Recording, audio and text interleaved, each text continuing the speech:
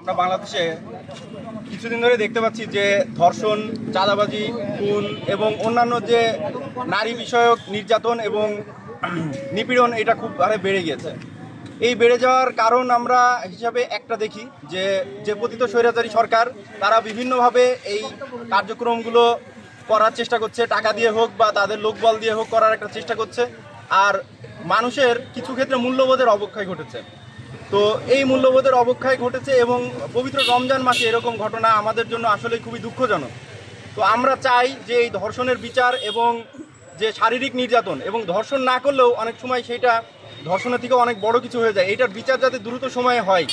এবং সরকার যে দিয়েছে 30 দিনে 15 দিনের মধ্যে আপনার তদন্ত শেষ হবে এবং 90 দিনের মধ্যে বিচার হবে, এইটার থেকেও যেন ইসলামের যে নিয়ম আছে কঠিন একটা বিচার ধর্ষকের হয় এবং সেটা যেন জনসম্মুখে হয়।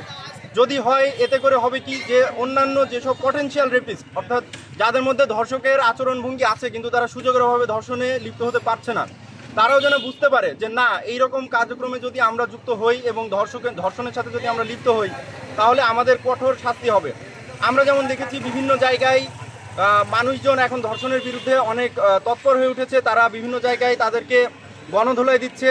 এখন গণধোলাই বা এইগুলো সলিউশন না, সরকারিভাবে একটা আইনের মাধ্যমে যখন বিচার হবে সেই বিচারটা হবে একদম যথাযথ বিচার এবং সেইটা হবে সর্বোচ্চ বিচার। অপরাধী চিহ্নিত হওয়ার পরও কেন এত বেশি সময় লাগবে আমাদের এটা বোধগম্য না।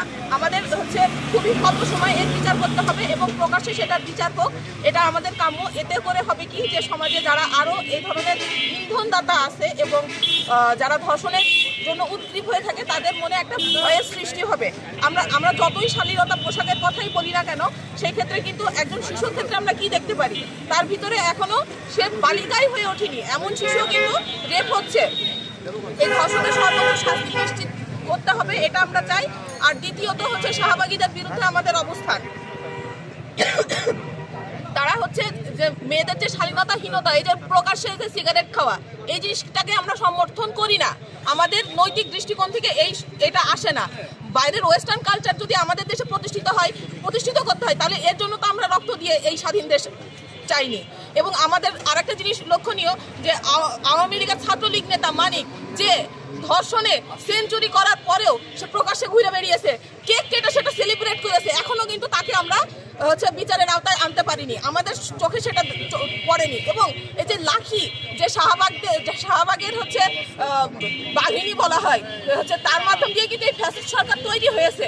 তো আমরা তাকেও এই বিচারের কাঠগড়ায় দাঁড় করাতে চাই। কিছুক্ষণ আগে আপনাদের বিক্ষোভ মিছিল বা বৈষম্য বিরোধী ছাত্র আন্দোলনের পক্ষে আমরা এই আন্দোলনটা এবং বিক্ষোভটা করেছি।